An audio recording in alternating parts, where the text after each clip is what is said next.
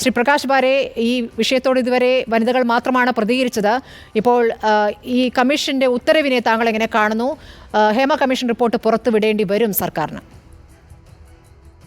അത് വളരെ ദൗർഭാഗ്യകരമാണ്. ഞാനാണ് ആദ്യം സംസാരിക്കുന്നത്, ഞാൻ മാത്രമാണ് ഇതുവരെ സംസാരിച്ചിട്ടുള്ളൂ എന്നുള്ളത്. മലയാള സിനിമയുടെ പാട്രിയാർക്കിക്കൽ സ്വഭാവം, മലയാള സൊസൈറ്റിയുടെ ഇൻ ജനറൽ, അതിൻ്റെ അകത്ത് തന്നെ മലയാള സിനിമ അത് വളരെ കാര്യമായിട്ട് തന്നെ അതിനെ ലിബറേജ് ചെയ്യുന്നുണ്ട്, അല്ലെങ്കിൽ അതിനെ ചൂഷണം ചെയ്യുന്നുണ്ട്. അപ്പോൾ ഇപ്പം ഇത് ഒരു കോയിൻസിഡന്റിലൊന്നും അല്ല. കഴിഞ്ഞ ആഴ്ച AMMA എന്ന് പറയുന്ന താരസംഘടന എന്നാണ് അവർ സ്വയം വിളിക്കുന്നത്. അതില് ഇലക്ഷനൊക്കെ കഴിഞ്ഞപ്പോഴാണ് അവരുടെ തന്നെ നിയമപ്രകാരം കുറച്ച് സീറ്റുകൾ പെണ്ണുങ്ങൾക്കൊക്കെ എങ്ങനെ കൊടുക്കണം എന്ന് അവർക്കൊരു നിയമമുണ്ട്.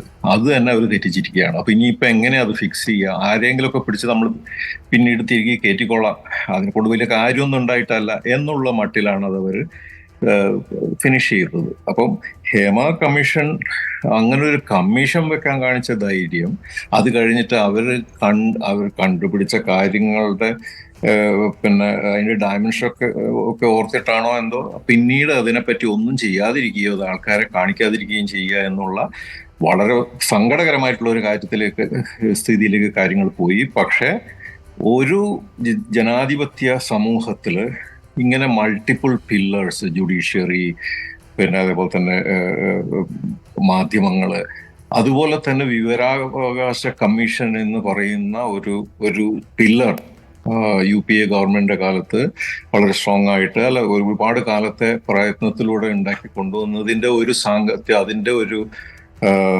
ഉപകാരം ഇപ്പോഴാണ് നമ്മൾ കാണുന്നത്. കാരണം ഏതൊരു കൊച്ചു കുട്ടിക്ക് പോലും മനസ്സിലാവുന്ന കാര്യമാണ്, ഇത്തരത്തിലുള്ള ഒരു സ്ത്രീയെ പട്ടാപ്പകൽ ആക്രമിക്കുന്ന തരത്തിലേക്ക് കാര്യങ്ങൾ പോയിട്ടുണ്ടെങ്കിൽ ഇതിൻ്റെ ഉള്ളിൽ എന്തൊക്കെയാണ് നടക്കുന്നത് നമ്മൾ കണ്ടുപിടിക്കണമെന്ന് തോന്നുകയും അതിനൊരു കമ്മീഷൻ വെക്കുകയും എന്നിട്ട് അതിന്റെ കണ്ടെത്തലുകൾ ജനങ്ങളുമായിട്ട് ഷെയർ ചെയ്യില്ല എന്നുള്ളൊരു സ്ഥിതിയിലേക്ക് പോവുകയും ചെയ്യുമ്പോൾ ഒരു വിവരാവകാശ കമ്മീഷൻ, വനിതാ കമ്മീഷൻ, ഇവരൊക്കെ ശബ്ദം ഉയർത്തേണ്ടതുണ്ട്. അവർ ദേശീയ വനിതാ കമ്മീഷനൊക്കെ ആവശ്യപ്പെട്ടിരുന്നു ശ്രീ പ്രകാശ് ബാരെ.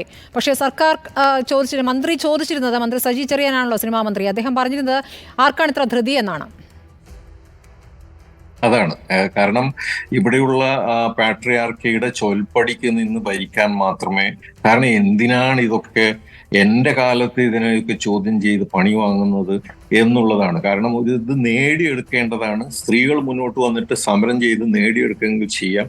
ഞാനായിട്ട് അതിന് വലിയ സപ്പോർട്ടൊന്നും ചെയ്യുന്നില്ല എന്നാണ് പൊതുവെ ഉള്ള പൊളിറ്റീഷ്യൻസ്. കാരണം ഈ ഒരു നടിയെ ആക്രമിച്ചിട്ട് അന്ന് ഒരു രാഷ്ട്രീയക്കാരൻ കാണിച്ച ധൈര്യം കൊണ്ട് മാത്രമാണ് ഈ ഒരു സ്ഥിതിയിലേക്ക് കേസ് ഫയൽ ചെയ്യാനും ഈ കേസ് ഈ രീതിയിൽ ഇവിടെ വരെ എത്താനും കാരണം. അങ്ങനെയുള്ള ചില ഇൻഡിവിജ്വൽസ് മാത്രമാണ് ഇങ്ങനെ ശബ്ദമുയർത്തുന്നത്. ഇന്ന് അവകാശ കമ്മീഷൻ ചെയ്തതും അത് തന്നെയാണ്. എത്രയൊക്കെ ഇവർ തടയിട്ട് കഴിഞ്ഞാൽ, എത്രയൊക്കെ ഇതിന് ഡിലേ കൊണ്ടുവന്നു കഴിഞ്ഞാലും ഈ സംഭവങ്ങളൊക്കെ പൊളിഞ്ഞ് കയ്യിൽ കിട്ടും. കാരണം ലോകത്തിന്റെ എല്ലാ സ്ഥലത്തും സമത്വം എന്നുള്ള, ജെൻഡർ ബേസ്ഡ് ആയിട്ടുള്ള സമത്വം എന്നുള്ളത് അത് റിയാലിറ്റിയായി മാറിക്കൊണ്ടിരിക്കുകയാണ്. ഈ അവസാനിക്കുന്നതിന് മുമ്പുള്ള ഒരു ആളിക്കത്തൽ പോലെയാണ് AMA പോലുള്ള ഓർഗനൈസേഷൻസ് ഇങ്ങനെ ചെയ്യുന്നതും. സമഗ്രമായ മാറ്റം ആണ് നിർദ്ദേശിക്കുന്നത്. ആ നിർദ്ദേശങ്ങളിൽ എന്തൊക്കെ നടപ്പാക്കും, ഈ റിപ്പോർട്ട് തന്നെ പുറത്തുവിടുമോ എന്നുള്ളതാണ് അറിയേണ്ടത്. എന്തായാലും സർക്കാരിന് ഈ കാര്യത്തിൽ ഒരു തീരുമാനം എടുക്കേണ്ടി വരും എന്നുള്ളതാണ് നമ്മുടെ മുന്നിലെ വസ്തുത.